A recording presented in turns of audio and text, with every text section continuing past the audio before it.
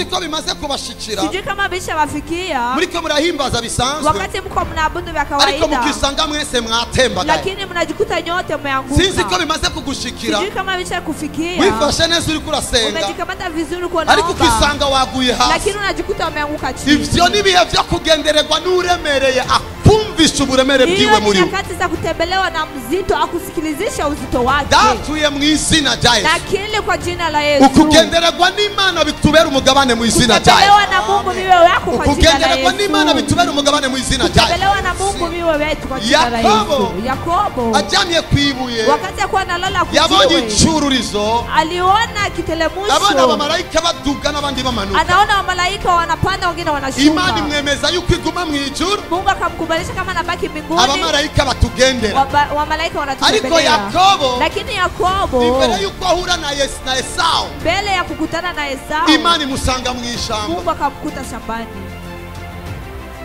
Imana imwemeza yuko isanga abantu aho baherereye Mungu akamkubalisha kama Mungu anakuta watu peke wako iyo Yesu avuze ngo nimwasenga wakati Yesu akisema muvuge ngo mkiomba dawe wa twese wo mu ijuru useme baba wa mbinguni abavuze address anakuwa anasema nuko bavuga address Joshua wo mu Ngagara kama jisoza akasema Joshua wa Ngagara ariko ejo nari Gitega lakini jana alikuwa Gitega ndahezagiye ubuzima bwawe nabariki maisha yako ndahezagiye ubuzima bwawe nabariki maisha yako ndagomba yuko imwemu yawe nataka sasa roho yako itahura Imana yawe ielewe Mungu wako amikihe uzohagurukirwa wakati utashimamliwa kuko muri nosi duhura no byinshi kwa sababu mwa hii dunia tunakutana na umenye ngo ukugwanira ujue sasa mwenye nakupigania ntatinya kumanuka haogopi kushuka ngo aze yentervene kuri situation eti yawe akuje kuintervene ku situation Musa yako. akamwambia Mungu Musa abwira Imana wende nasi jana natwe kama wendi nasi hatutaenda utajanye natwe nitugenda igituma Musa yakoze ibikomeye kwa sababu gani Musa alifanya makuu Musa yaramaze kugera muri 11 ndiko ndinjira muno Musa Musa alikuwa shafika mwa hii level niko naingia hapo amenya leo ko Imana ishoboye kujana nawe akajua kama Mungu anaweza kwenda naye kugeza abwira Imana ngo nyiyereke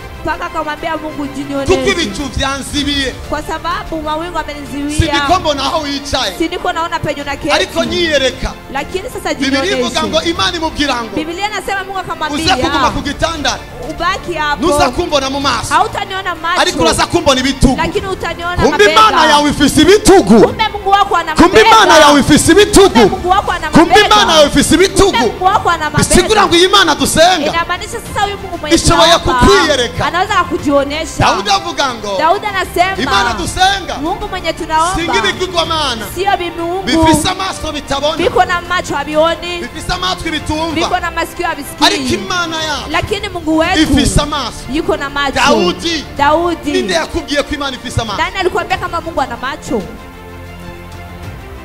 Lebra ni aluza haya shiriki kiganza chao heni weka mkono wako vuga ngo Mana ya Musa sema Mungu wa Musa unyiyereke ujinioneshe amen amen na jejewe nilikuja mimi imbere yuko mpaguruka nisengeye mbele ya kusimama nimejiombea kuko inyuma kino gikorano mfise ikindi muri vire kwa sababu nyuma ya mkutano niko na wengine nisengeye bihagije nilijiombea na kugira kutosha ngo uno mugoro ili jioni mve mu rugezo go hasi ninjire mu rugezo Imana igomba kombamo nitoke mkiwango cha chini niingie mkiwango chenye Mungu anataka ndabikubwiye kugira ngo wugurure impemu yawe nabikwambia ili fungue roho yako kugira ngo uve muri urwo rugezo rwo kunanirwa ili utoke mwacho kiwango cha kushindwa winjire muri urwo rugezo rwo gushobora uingie mkiwango cha kuweza mwizina kwa jina kwa jina la Yesu ijambo ry'Imana rivuga mbere na mbere neno la Mungu linasema mwanzo nimba rivuga mbere na mbere kwa kuwa linasema mwanzo bisigura ngo hariyo na mbere na mbere hambe inamaanisha sasa kuna mwanzo wa mwanzo na mbere na mbere na mbere na mbere na mwanzo wa mwanzo wa mwanzo kuko usomye Biblia kwa sababu ukisoma Biblia urabona ivyo Imana yaremye unaona venye Mungu ameumba ni wigera ubona igihe yaremye abamarayika hautaona wakati aliumbia wa wewe malaika ufata ko Biblia ihera ku gice ca mbere wewe unakamata sasa Biblia inaanzia sura ya kwanza ariko hari ibindi bice vyinshi bitanditswe lakini kuna zingine sura nyingi hawakuandika aho Imana yaremye abamarayika penye Mungu aliumbia wa uko Imana malaika yaremye shetani gisi Mungu aliumba uko shetani vyari bibayeho kwa sababu vilikuaga wewe kuko wakati Imana nimwe nkuko mubizi kwa sababu Mungu ni mmoja gisi uko Imana mnajua. yari mu nama ya yonyene gisi Mungu alikuwa mwenyewe pekee ahagaze wenyene anasimama yeye pekee aravuga ngo ndarambiwe kwiganiriza akasema sasa mimi nachoka reka jewe sohoke muri jewe acha sasa mimi nitoke ndani mwangu kugira ngo nserure icondi ili sasa niunganishe chenye hama niko. imana iri guca Alafu Mungu iko kuko hivi. Yesu yasokorotse muri yo kuko niyo Kwa sababu Yesu amechomoka ndani yako kwa sababu imana ni Mungu. yicara mu nama ya yonyene Mungu akaketi sasa mulenyo ya pekee. iriko iravugana na yonyene Yuko anajiongelesha yeye pekee. muri persone ya Yesu Kristo Persona ya Yesu muri Kristo. persone ya mpemu yera Persona ya Roho Mtakatifu. ivyo vyabaye batarandika Bibiliya Hivyo vilifika wakati hawajaandika Biblia. zemerewe abemera kuduga gato Vinakubaliwa wenye wanakubali kupanda kidogo. batahura yuko iyo mana irengeye ivyo babwiwe Waelewe sasa kama Mungu anazidi venye bashobora wameambiwa. kuririmba nka Apolline Wanaweza wakaimba kama Apolline. namanangara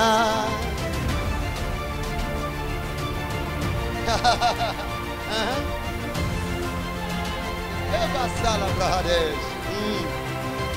Ntushobora kuruhuka utari kumwe nawe Hauwezi ukapumzika na hauko na Mungu. ari mu ijuru uri ku isi birakugora kuruhuka Yuko mbinguni na uko duniani sio rahisi. bigusaba igihe ari mu ijuru musangeho Inakuomba tu wakati kwa mbinguni mkute. ariko n'igihe agiye ku isi ugendane nayo Lakini sasa na wakati anakuja duniani nico utembee gituma naye. Bibiliya ivuga ngo Ndio maana Biblia yatuzuranye anasema nawe ametufufua naye atwicarikana nawe akatuketisha ahantu ho naye mu ijuru basi pa mbinguni. sinshobora kubaho ntamubonye Siwezi nikaishi bila ntamubonye simuoni. mu cyumba cyane Kama simuoni chumbani nca mwangu. ndamusanga aho nibaza ko yaba yiri Nafika namkuta sasa penye nadhani kama iko.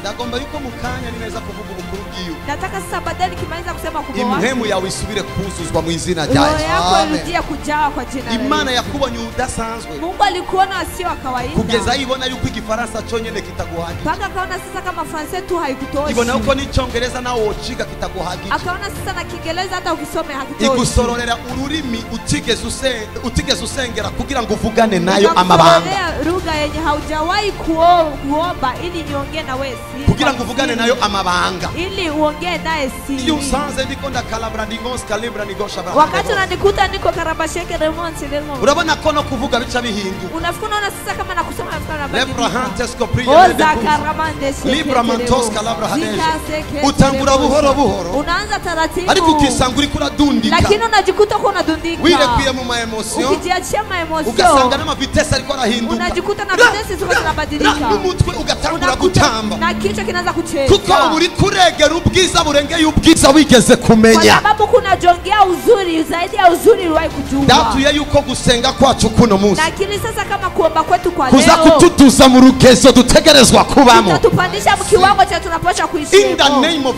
kwa Jesus. jina la Yesu. kuri jewe Kwangu mimi umwanya wose mpawe kuvuga Imana muda wote wanapatiliwa kusema Mungu. nakaryo kadasanzwe kugira ngo umuntu ave muri normale yinjire muri ya normale Ni nafasi sio kawaida kwa sababu mtu atoke normali aingie mwa cyo normali. gituma nkunda kwitonda ndiko ndavuga ivy'Imana Ndio maana napenda sasa kwenda taratibu niko nasema na ibada. musi n'umwe uzosanga ndiko ndavuga Imana ngo wacitse intege Hakuna hata siku moja utakuta niko naambia niko nasema Mungu kama mwenye. iminsi yose ndamuvuga nk'uvuga ibikomeye kuko ndabizi ko akomeye Wakati wote nasema kama mwenye kuna sema vikuu kwa sababu najua kama ni mkuu. sinzi Sijui. nimba uno munsi Kwa kuwa leo ari wo munsi yateguye kugutabara kama ni siku ameandaa nico gituma kukusaidia. ndamuvuga seriously Ndio maana namsema seriously. nigeze kuja muri retreat Niliwahi kwenda mu igitega iminsi 3 Gitega nikamaliza siku aho nari 3. niwigaranye muzi Penye nilikuwa nimejifungania na sohotse mnyumba. ngenda muri ministry Wakati nimetoka nikaenda ministry. ubu rero ni programme y'ishengero ikoreka igitega Hivi sasa ni orodha kanisa ya ngiye aho hantu Wakati nimeenda hiyo fazi. ni programme y'ishengero ya serire gusa Ni Ngiye- programu ya ngiye serikali. aho hantu Wakati nimeenda hiyo usanga fazi. umukobwa ari aho hantu Nikakuta binti kwa hapo. ndamukozeko Wakati nimemgusa. aradawa isashe ya mbere Akatapika shashe ya aradawa kwanza. isashe ya kabiri Akatapika shashe ya pili. gafunze gutya aradawa isashe ya gatatu Akatapika shashe ya tatu. ndabwira isashe ugurura Nikaambia stashe fungua. basanga imisumari muri ayo masashe Wakakuta misumari mwa mashashe. naramenye yuko umwanya wose ndiko ndamuvuga Nilifika na Josa wakati wote alikuwa anasema ari Mungu, ubuzima aza gukuramo ubucafu kugira ngo abutungane na uzima atatoemo uchafu ila kuko usaidie. ikinyemeza Kwa sababu cha kinanikubalisha presence yiwe presence yake jewe mimi nibikorwa byinshi agiye kunkorera no kugukorera ni kazi nyingi anaenda kunitumikia na Cha kabiri, kutumikia. Cha pili ijambo jiwe riravuga neno lake linasema aho Joshua ari penye Joshua yuko aho umusavyi wanje ari penye muumbaji wangu yuko niho nanje mba nibereye penye na mimi nakuwa kumbe iyo niko. mana wibaza kwiba mu ijuru Kwa huyo Mungu nadhani kama anaishi mbinguni ibana n'abayisenga anaishi na wenye wanamuomba bisigura ngo adresse y'Imana inamaanisha adresi ya Mungu n'ahantu jewe mperereye nifasi penye mimi niko Niendelee. adresse y'Imana Adresi ya Mungu n'ahantu Edmo Kivuye aherereye. ni fasi penye Edmo Kivuye. Adresse y'Imana Adresi ya Mungu n'ahantu uyivuga aherereye. fasi penye mwenye namsema Sinzi ko wumvise adresse y'Imana Sijui kama umesikia adresi ukaba ya uri Mungu. umusavyi w'Imana, Kwa kuwa muombaji wa ushoboye Mungu. kuvuga ko Imana iba mu Kamenge kubera ko wowe uba mu Unaweza Kamenge. kusema kama Mungu anaishi Kamenge kwa sababu wewe unaishi Kamenge. Ushobora kuvuga ngo Imana iri mu Ngagara, Unaweza kusema Mungu yuko bakakubwira Ngagara. ngo uri umusazi, Wanakuambia uko iri chini. mu Ngagara gute? Yuko Ngagara aje. Ukavuga ngo aho umusavyi wayo aherereye Unasema penye muombaji wake anaishi. niho nayo nyene iba iri. Ndio penye na Mungu anakuwa Ushoboye yuko. kubwira abantu ngo Imana iba mu Carama, Unaweza kuambia watu eti Mungu anaishi bakakubwira uri Salama. umusazi wewe, Wanakuambia wewe uko msafi. ukababwira jewe umusavyi uhoraho Unasema mimi muombaji. aho mperereye Penye ni niko. kubera ko mutabona. Kwa sababu hamuoni. Raba ari ngaha turi Shamba kumwe liko nawe. hapa tuko pamoja naye. Naje kuvugana nawe Nilikuja sasa kusema na wewe. mugendana Mwe mnatembea kugira ngo wote. nube inyora nk'ababanyi bawe kandi we ubizi ko mugendana. Kwa sababu usiwe inyola kama wajirani wako na wewe unajua kama mnatembea wote. Urazi ukuntu bimara amata, Unajua gisi mnatia aibu. uriko uraca mu bintu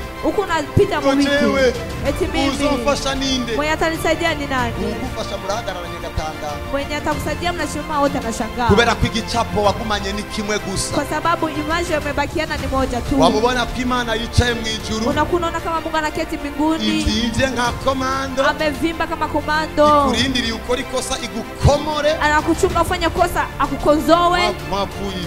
Muri kufanya.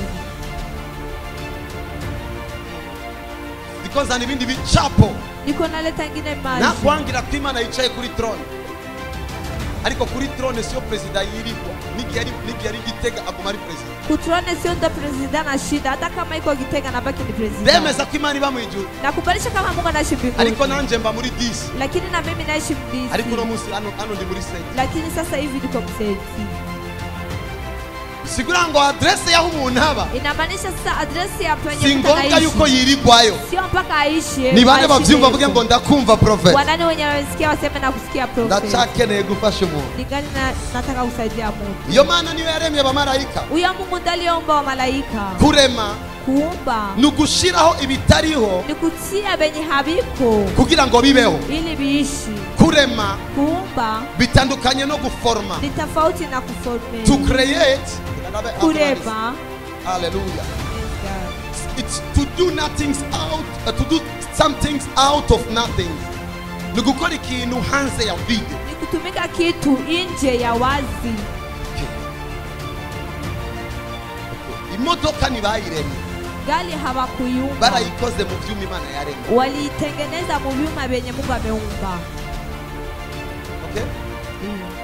Iyi piano ni bayiremye, Hii piano hawakuyumba, bayikoze ku mamatiere Imana yaremye. waliitengeneza kwa mamaterial Mungu ameumba. Iyo Mana rero Huyo Mungu sasa ahiri iracafise ingeso yo kurema, penye iko angali na tabia ya kubera kuumba. ukutamenya. Kwa sababu usipokujua, Ubonye stock iheze ukiona soke inaisha ucurira, unafunalia, ubonye umufuko vyaheze ukiona mfuko meisha ucurira, unalia. ariko womenya kugendana n'umuremyi. Lakini ukijua kama unatembea na muumbaji, Woca uvuga ngo arakunda amavide kugira ngo aserure ibidahari. unaweza kusema kama Mungu anapenda mavide ili atoe wenye habiko. Datuye mu izina rya Yesu. Na kili kwa jina la Yesu. Muri iyo vide nyene uri kurabona ku buzima Kwa bwawe, hiyo video huku unaona kwa maisha yako. Imana igiye kukwemeza wewe nanje Mungu anaenda kukubalisha wewe na mimi. yuko igiye kudukorera ibidasanzwe mu izina rya Yesu Kwa kuwa Kristo anaenda akazo. kutumikia visio vya kawaida kwa jina la Yesu. Manebo shabra hades. Ndaheza giye ubuzima bwanjye. Nabariki maisha yenu. Ndaheza giye ubuzima bwanjye. Nabariki maisha yenu. Hallelujah.